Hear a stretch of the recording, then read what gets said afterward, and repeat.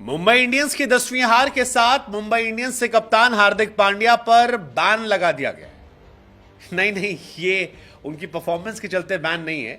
वैसे फैंस तो कह रहे हैं कि भाई बनता था, मतलब 10 हार हार गए वो, और मुंबई इंडियंस के इतिहास के वो कप्तान बने जिसने एक भी अर्धशतक नहीं लगाया। 18 से नीचे का उनका बैटिंग एवरेज था।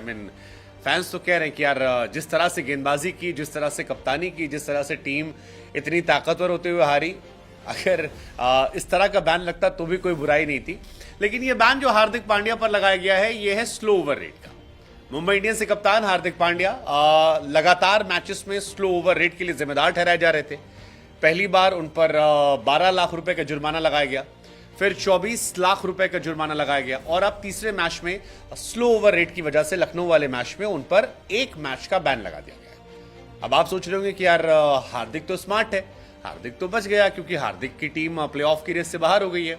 तो बता दें कि ऐसा नहीं गुरु, आईपीएल वाले भी शाणे हैं और वो भी होशियार हैं। उन्होंने क्या होशियारी की है कि जितने खिलाड़ी थे उन पर 12 लाख का बैन और इंपैक्ट प्लेयर पर भी बैन लगाया गया है, और 50% का। और इसके बाद हार्दिक पांड्या जब अगले साल आएंगे तब उन्हें पहला मैच नहीं खेलने दिया जाएगा। अब वो चाहे मुंबई से खेलें या कहीं और से खेलें, लेकिन पहला मैच नहीं खेलने दिया जाएगा। वैसे फैंस कह रहे हैं कि यार क्यों ही खेलने देना यार, मतलब एक कप्तान जो 10 मैच हार गया वो क्या करेगा, नहीं खेलेंगे तो अच्छा है। हालांकि ऐसा नहीं है, आईपीएल में हिस्ट्री कहती है कि कोई जरूरी नहीं कि एक साल टीम फ्लॉप रही तो अगले साल हिट ना हो। और वैसे भी शायद अगले साल मुंबई इंडियंस पूरी अलग नजर आए। आपको शायद रोहित शर्मा, जसप्रीत बुमराह, सूर्य कुमार यादव और हार्दिक पांड्या साथ नजर ना आए जो इस साल नजर आ रहे थे। तो इतना क्योस नहीं होगा, तो जो भी कप्तान होगा, जो भी टीम होगी, वो बल्ले बल्ले हो सकती है।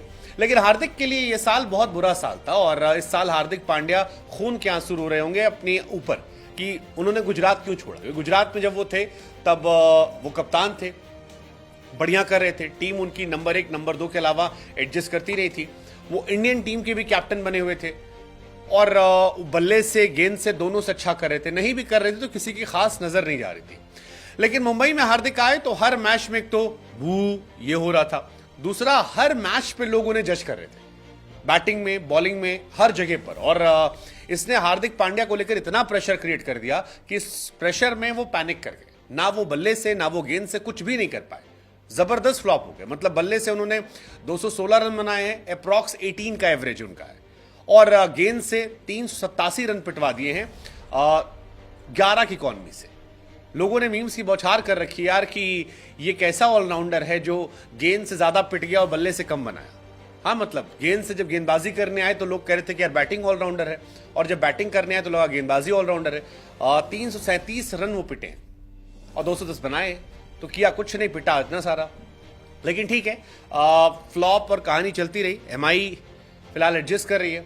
लेकिन इस साल हार्दिक बैन के साथ साथ बहुत कुछ झेल के जा रहे हैं, मतलब सारी शर्मनाक चीजें उनके साथ हो गई। हार्दिक पांड्या का बैटिंग एवरेज 18 का था, और आईपीएल की हिस्ट्री में lowest batting average Harbhajan Singh का है जो 12 था। तो आप ये भी समझ सकते हो कि कितने बुरे उनके दिन थे, कितने बुरे हालात थे, कितने बुरे जज्बात थे। और इन सब के बीच पैसा भी जा रहा है।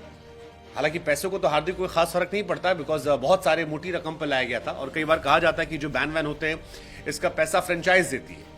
लेकिन फिर भी 3 मैच में 3 बार जुर्माना, 1 मैच का बैन लग जाना और बेइज्जती होना, ये सारी चीजें मैटर करती हैं। लखनऊ सुपर जायंट के खिलाफ 24 लाख का बैन हार्दिक पर, पंजाब के सामने 12 लाख का जुर्माना लगा था।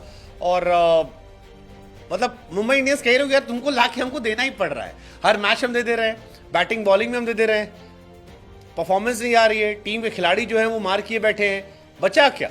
कई बार ऐसे मन में सवाल आता है कि क्या यार हार्दिक पांड्या मुंबई इंडियंस के लिए वर्स्ट बाय तो नहीं रहे। अब मतलब यार विकेट में केवल 11 विकेट उनको मिले, बैटिंग में उनका एवरेज 18 का है, बॉलिंग में 35 का, उल्टा होना चाहिए था। बॉलिंग में 18 होना चाहिए था, बैटिंग में 35 होना चाहिए था, 35-40, तो दोनों बिल्कुल उल्टा हो गया। हार्दिक बेचारे सोच रहे हैं कहां फंस गया, अच्छा खासा कर रहा था, मैं मजे में जिंदगी चल रही थी, यहां रन ही नहीं बन रहे।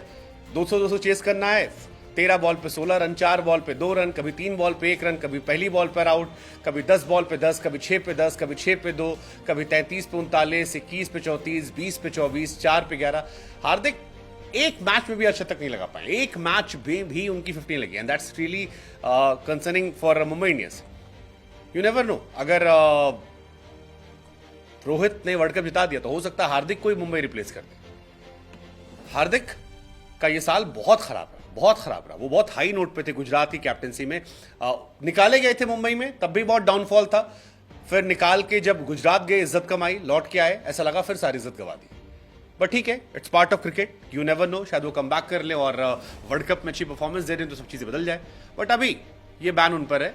अगले साल पहले मैच में आई थिंक हार्दिक को ही पहले प्लेयर हो गए जिन्हें पता है कि अगले साल पहला मैच नहीं खेलना है। आप क्या सोचते हैं हार्दिक पांड्या को लेकर? कमेंट कीजिएगा।